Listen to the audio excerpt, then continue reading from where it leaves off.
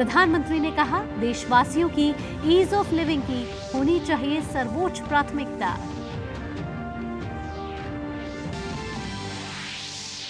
देश में अब होंगे 10,000 की बजाय 25,000 जन औषधि केंद्र। प्रधानमंत्री मोदी ने किया केंद्रों की संख्या बढ़ाने की परियोजना का शुभारंभ। विकसित भारत संकल्प यात्रा के लाभार्थियों से कहा, नारी, युवा, किसान और गरीब हैं विकसित भारत के 4 स्तंभ।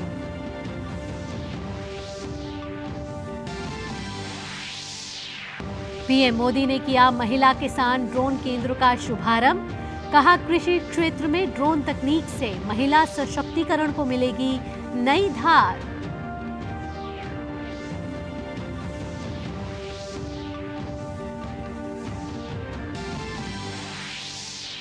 रक्षा अधिग्रहण परिषद ने किए कई बड़े फैसले। सशस्त्र बलों की परिचालन क्षमताओं को बढ़ाने के लिए 2.23 लाख करोड़ रुपए के पूंजी अधिग्रहण प्रस्तावों को दी मंजूरी। रक्षा क्षेत्र में आत्मनिर्भरता को बढ़ावा देने के लिए 98% घरेलू उद्योगों से की जाएगी खरीद। केंद्रीय गृह मंत्री अमित शाह की अगुवाई में उच्च स्तरीय समिति ने उत्तराखंड में जोशीमठ की रिकवरी और पुनर्निर्माण के लिए 1,658.17 करोड़ रुपए की योजना को दी मंजूरी। रिकवरी योजना को 3 सालों में किया जाएगा लागू। तेलंगाना में 119 विधानसभा सीटों पर मतदान संपन्न। सभी उम्मीदवारों की किस्मत का फैसला ईवीएम में बंद। 3 तारीख को आएंगे नतीजे।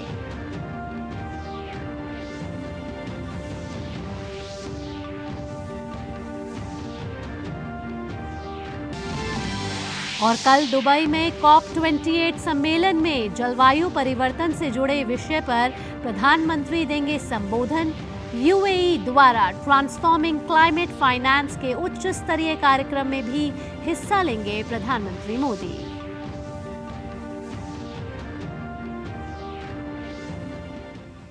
और अब खबरें विस्तार से। प्रधानमंत्री मोदी ने आज रोजगार मेले के तहत 51,000 से अधिक नियुक्ति पत्र प्रदान किए। वर्चुअल माध्यम से आयोजित इस कार्यक्रम में विभिन्न सरकारी विभागों एवं संगठनों में नव नियुक्त कर्मियों को नियुक्ति पत्र वितरित किए गए। रोजगार मेला देश भर के 37 स्थानों पर आयोजित किया गया। नियमित रूप से आयोजित हो रहे यह रोजगार मेले रोजगार सृजन को सर्वोच्च प्राथमिकता देने की प्रधानमंत्री की प्रतिबद्धता को दिखाते हैं। रोजगार मेले को संबोधित करते हुए प्रधानमंत्री मोदी ने कहा कि 2014 से पहले समाज के एक बड़े वर्ग को मूलभूत सुविधाओं से वंचित रखा गया था। प्रधानमंत्री ने कहा कि उनकी सरकार ने वंचितों को वरीयता मंत्र को सामने रखकर काम किया है। प्रधानमंत्री ने कहा कि इसके परिणाम आज सबके सामने हैं। ब्यूरोक्रेसी वही है, लोग वही हैं, फाइलें वही हैं, काम करने वाले भी वही है, तरीका भी वही है। लेकिन जब सरकार ने देश के गरीब को, देश के मध्यम वर्ग को प्राथमिकता दी तो सारी स्थितियां बदलने लगी।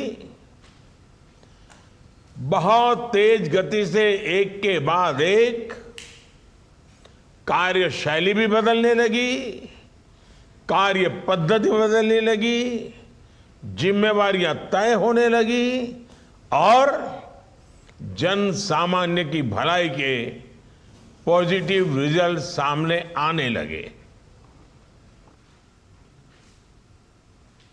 प्रधानमंत्री मोदी ने कहा कि 5 सालों में देश के 13 करोड़ से ज्यादा लोग गरीबी से बाहर आए हैं। प्रधानमंत्री ने रोजगार के नए अवसरों का जिक्र करते हुए कहा कि उनकी सरकार ने वर्षों से अटकी पड़ी बहुत सी योजनाओं को पूरा किया है। वर्षों से अटकी भटकी लटकी परियोजनाओं को खोज खोज करके मिशन मोड पर पूरा कराया जा रहा है। आधी अधूरी परियोजनाएं ईमानदार जो देश के हमारे टैक्स पेयर्स हैं उनके पैसे तो बर्बाद करती ही करती हैं, लागत भी बढ़ जाती है और जो उसका लाभ मिलना चाहिए वो भी नहीं मिलता है। ये हमारे टैक्स पेयर्स के साथ भी बहुत बड़ी नाइंसाफी है। बीते वर्षों में केंद्र सरकार ने लाखों करोड़ के प्रोजेक्ट्स की समीक्षा करके उन्हें तेजी से पूरा करवाने के लिए लगातार मॉनिटरिंग की है, सफलता पाई है। इससे भी देश के कोने कोने में रोजगार के अनेक नए अवसर बने हैं। प्रधानमंत्री मोदी ने साथ ही कहा कि सरकार की नीति और निर्णयों से ही आज देश की अर्थव्यवस्था को नई ऊंचाई पर पहुंचाया गया है। पीएम ने कहा कि दुनिया की बड़ी बड़ी संस्थाएं भारत में विकास दर को लेकर बहुत सकारात्मक हैं।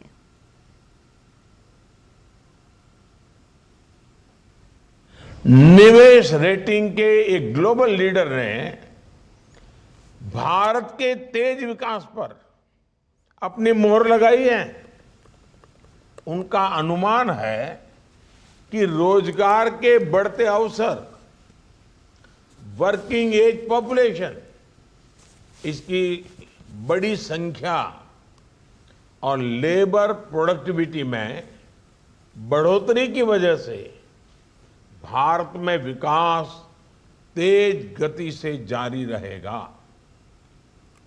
भारत के मैन्युफैक्चरिंग और कंस्ट्रक्शन सेक्टर की मजबूती भी इसकी बड़ी वजह है।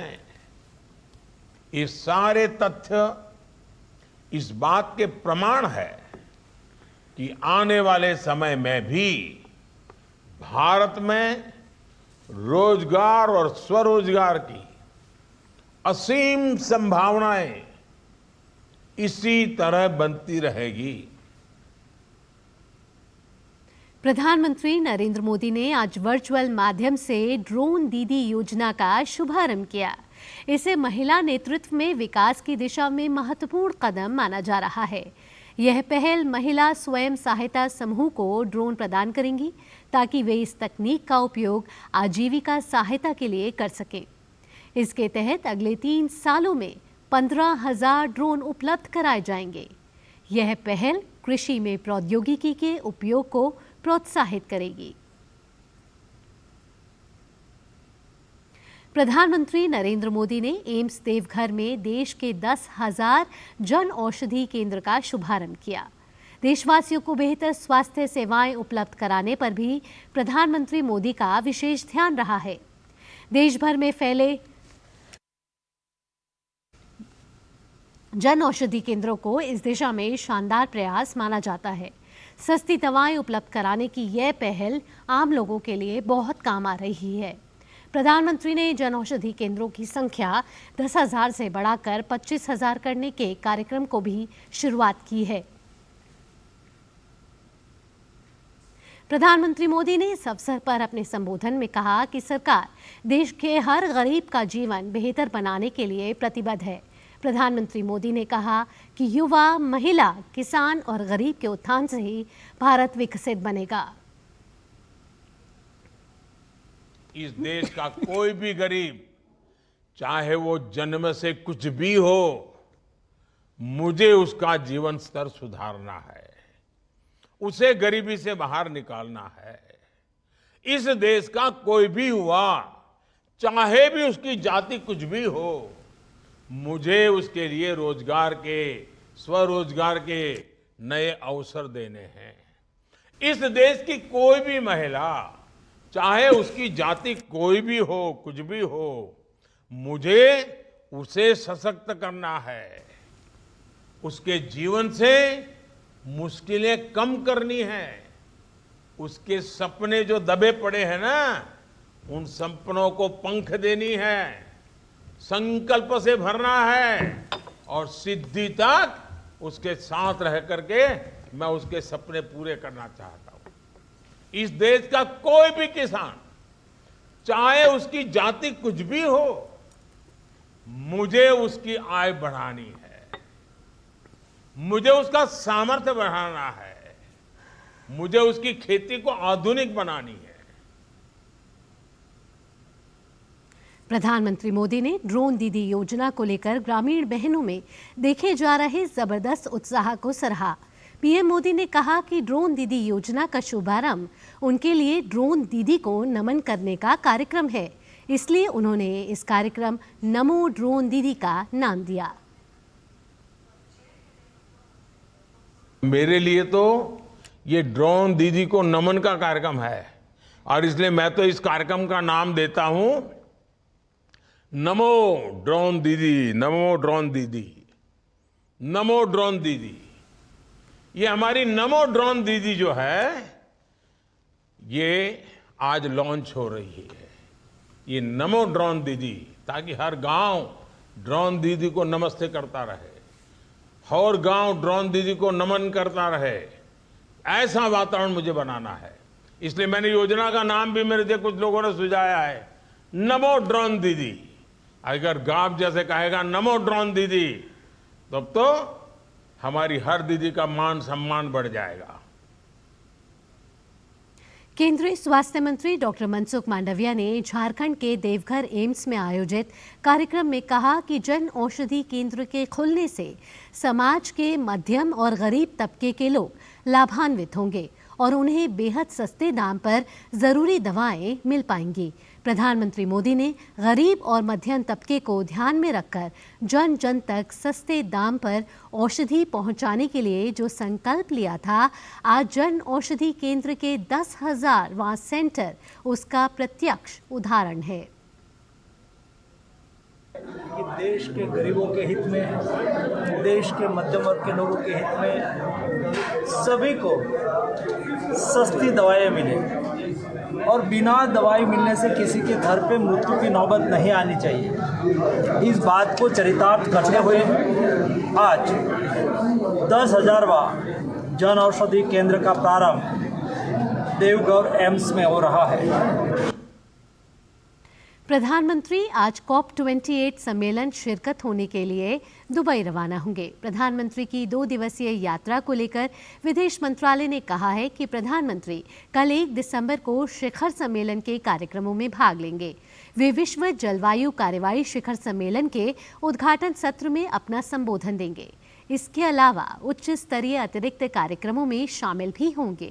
प्रधानमंत्री मोदी की दुबई में अपने कई समकक्षों के साथ द्विपक्षीय बैठकें भी होंगी। Honorable Prime Minister had last visited the UAE earlier in July this year.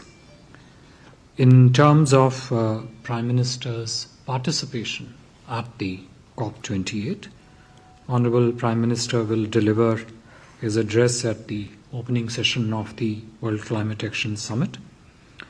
Besides his address to the COP28, Prime Minister will also be participating in 3 high-level side events, of which 2 are being co-hosted by India.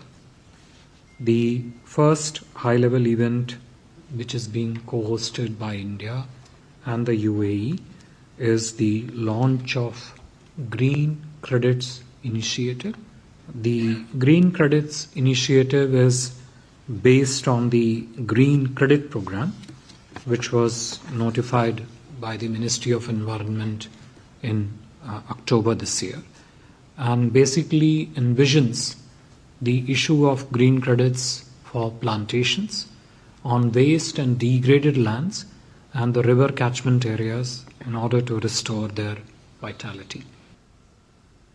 PM की Dubai यात्रा के अलावा विदेश मंत्रालय ने कुछ और मुद्दों पर भी बात की। कहा कि विदेशों में रह रहे आतंकवादियों पर भी कूटनीति के तहत कार्यवाही हो रही है। ये भी उम्मीद की गई है कि कनाडा सरकार राजनयिक संबंधों पर वियना कन्वेंशन के तहत अपने दायित्वों को पूरा करेगी।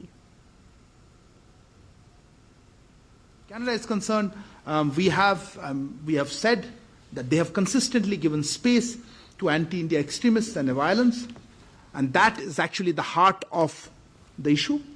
Our diplomatic representatives in Canada have borne the brunt of this. So we expect the government of Canada to live up to its obligations under the Vienna Convention on Diplomatic Relations. The nexus between organized crime, trafficking, gun running, and extremists at an international level is a serious issue for law enforcement agencies and organizations to consider. And it is precisely for that reason that a high-level inquiry committee has been constituted, and we will obviously be guided by its results. केंद्रीय पर्यावरण, one और जलवायु परिवर्तन मंत्री भूपेंद्र यादव ने COP28 सम्मेलन से पहले दुबई में COP28 में इंडिया पेविलियन का उद्घाटन किया। इंडिया पेविलियन की थीम वसुधैव कुटुंबकम पर आधारित है।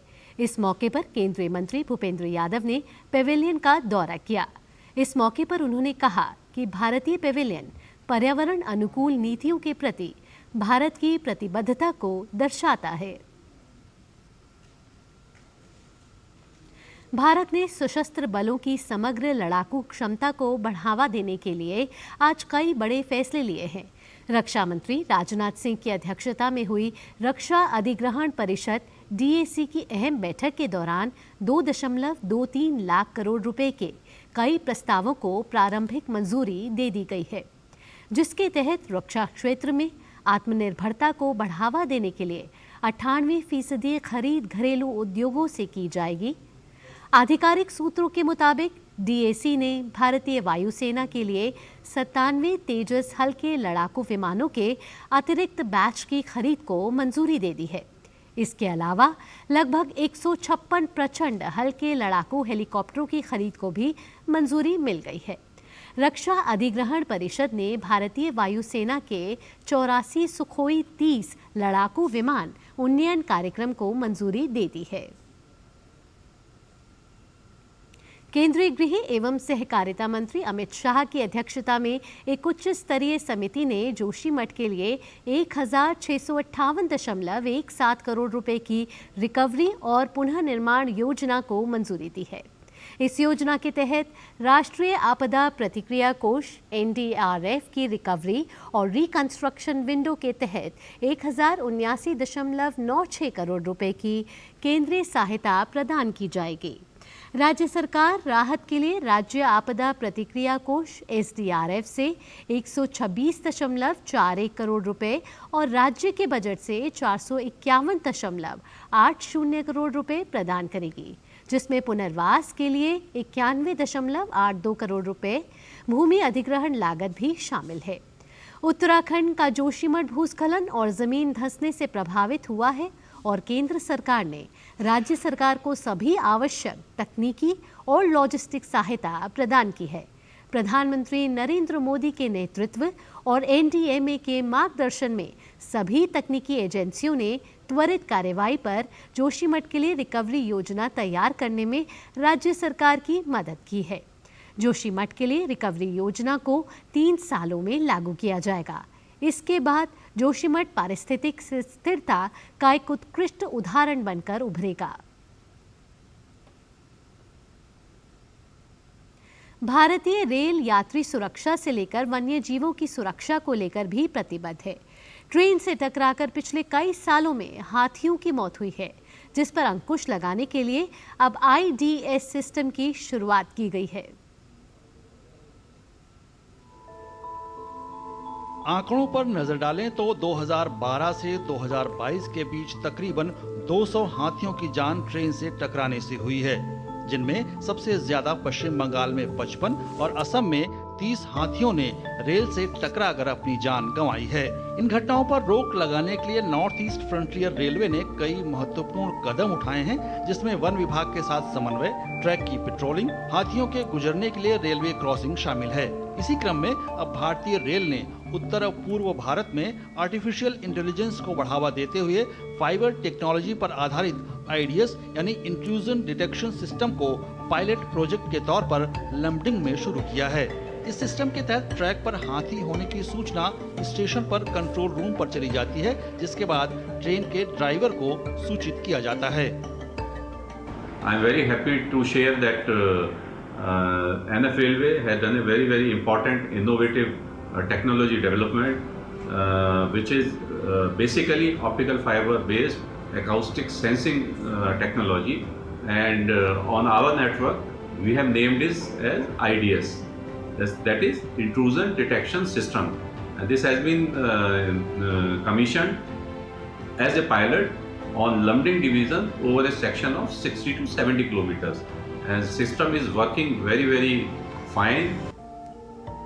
आईडीएस को भारतीय रेल के सेंट्रल कंट्रोल सिस्टम से भी जोड़ा जा रहा है ताकि हाथियों की सूचना अविलंब प्राप्त हो सके एवं दुर्घटना पर रोक लगाई जा सके। फिलहाल आईडीएस सिस्टम को नॉर्थ ईस्ट फ्रंटियर रेलवे के अलीपुरद्वार और लमडिंग डिवीजन में ट्रायल के तौर पर शुरू किया गया है, जिसमें अलीपुरद्वार में 8 एलिफेंट कॉरिडोर और लमडिंग में 6 एलिफेंट कॉरिडोर की निगरानी की जा रही है। यही नहीं, इस सिस्टम की वजह से ट्रैक के टूटने या फिर किसी अन्य क्षति की जानकारी भी सीधे कंट्रोल रूम तक पहुंच सकेगी।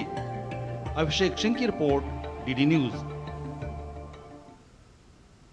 तेलंगाना विधानसभा की सभी 119 चुनाव सीटों के लिए आज वोट डाले गए। मतदान में युवाओं, बुजुर्गों और महिलाओं के साथ साथ दिग्गज हस्तियों ने भी बढ़ चढ़कर हिस्सा लिया। शाम 5 बजे तक के आंकड़ों के मुताबिक प्रदेश में करीब 64% मतदान हुआ है। प्रदेश की सभी 119 सीटों पर मतदान के साथ ही 2290 उम्मीदवारों की किस्मत ईवीएम में कैद हो गई। मुकाबला त्रिकोणीय है, लेकिन जीत को लेकर सभी पार्टियों ने अपने अपने दावे किए हैं। राष्ट्रपति द्रौपदी मुर्मू 4 दिवसीय महाराष्ट्र दौरे पर हैं। आज वह पुणे जिले के खड़कवासला में स्थित राष्ट्रीय रक्षा अकादमी के 145वें कोर्स की पासिंग आउट परेड में शामिल हुई। राष्ट्रपति ने इस मौके पर 2022 से एनडीए में शामिल महिलाओं को परेड में शामिल होने पर बधाई दी और कहा कि यह ऐतिहासिक दिन है क्योंकि लंबे समय के बाद एनडीए में महिलाएं शामिल हुई हैं। वर्ष 2022 से एनडीए में महिलाओं का प्रशिक्षण भी शुरू हो चुका है। आज पहली बार एनडीए की पासिंग आउट परेड में महिला कैडेट्स ने मार्चिंग कॉन्टिजेंट के रूप में हिस्सा लिया है। ये दिन सही अर्थों में ऐतिहासिक है। मुझे विश्वास है कि सभी महिला कैडेट्स भविष्य में देश का और एनडीए का नाम नई ऊंचाई तक ले जाएंगे।